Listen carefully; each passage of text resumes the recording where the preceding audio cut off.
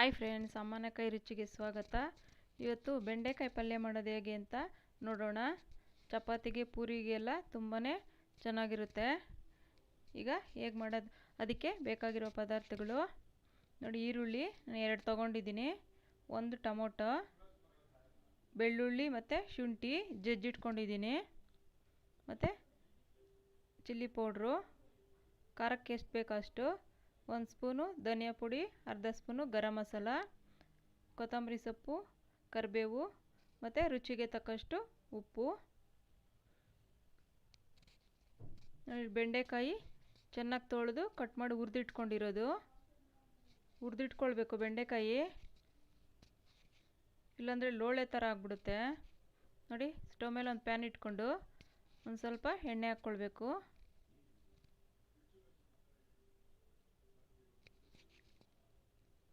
ಈಗ ಅದಕ್ಕೆ ಸ್ವಲ್ಪ ಸಾಸಿವೆ ನೋಡಿ, ಸಾಸಿವೆ ಚಿಟಪಟ ಅಂದಮೇಲೆ ಈರುಳ್ಳಿ, ಸಣ್ಣದಾಗಿ ಕಟ್ ಮಾಡಿರೋಂಥ ಈರುಳ್ಳಿ ಇದು ಸ್ವಲ್ಪ ಬಾಡಿಸ್ಕೊಳ್ಬೇಕು.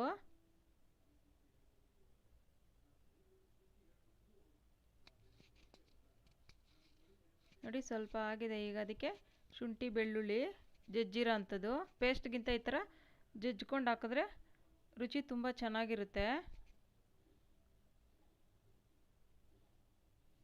ನೋಡಿ, ಹಸಿ ವಾಸನೆ ಹೋಗೋವರೆಗೂ ಚೆನ್ನಾಗಿ ಬಾಡಿಸ್ಕೊಳ್ಬೇಕು. ಈಗ ಅದಕ್ಕೆ ಸ್ವಲ್ಪ ಕರಿಬೇವು, ಈಗ ಸಣ್ಣದಾಗಿ ಕಟ್ ಮಾಡಿರೋಂಥ ಟೊಮೊಟೊ, 1 ಟೊಮೊಟೊ ತೊಗೊಂಡಿದ್ದೀನಿ.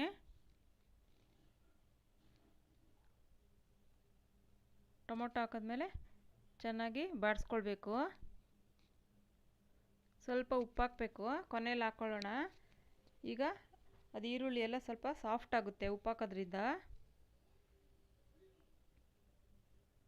ಈಗ ಅದಕ್ಕೆ ಅಚ್ಚ ಪುಡಿ, ನಮ್ಮ ಖಾರಕ್ಕೆ ಎಷ್ಟು ಬೇಕೋ ನೋಡಿಕೊಂಡು 1 ಚಮಚ ಧನಿಯಾ ಪೌಡ್ರು, ಅರ್ಧ ಚಮಚ ಗರಂ ಮಸಾಲ.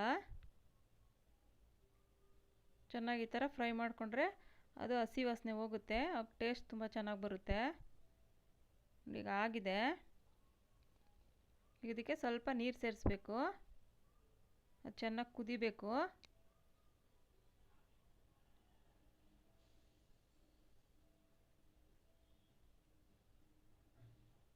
ಈಗ ಕೊನೆಯಲ್ಲಿ ಅದಕ್ಕೆ ಎಷ್ಟು ಬೇಕೋ ಅಷ್ಟು ನೋಡಿ ಉಪ್ಪು ಹಾಕಬೇಕು.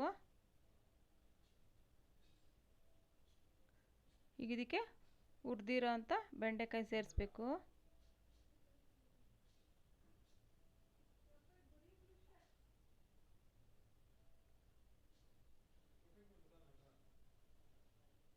ನೋಡಿ, ಈ ಥರ ಮಿಕ್ಸ್ ಮಾಡಿ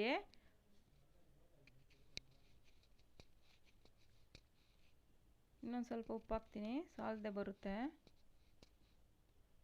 ಒಂದು 5 ನಿಮಿಷ ತಟ್ಟೆ ಮುಚ್ಚಿ ಲೋ ಫ್ಲೇಮಲ್ಲಿಟ್ಟರೆ ಚೆನ್ನಾಗಿ ಹದವಾಗಿ ಬೇಯುತ್ತೆ.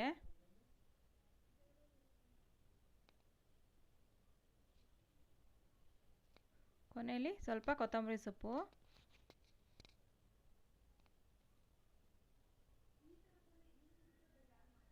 ಚಪಾತಿಗೆ ಪೂರಿಗೆ ಎಲ್ಲ ತುಂಬಾ ರುಚಿ ಇರುತ್ತೆ. ಯಾವಾಗಲೂ ಚಟ್ನಿ ಪಲ್ಯಗಳು ಬೇಜಾರಾಗಿರುತ್ತೆ, ಈ ಥರ ಬೆಂಡೆಕಾಯಲ್ಲಿ ಮಾಡೋದ್ರಿಂದ ಆರೋಗ್ಯಕ್ಕೂ ತುಂಬಾ ಒಳ್ಳೆಯದು.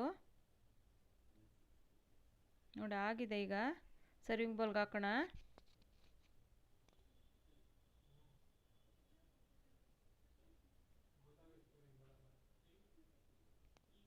ಒಮ್ಮೆ ಟ್ರೈ ಮಾಡಿ ನೋಡಿ.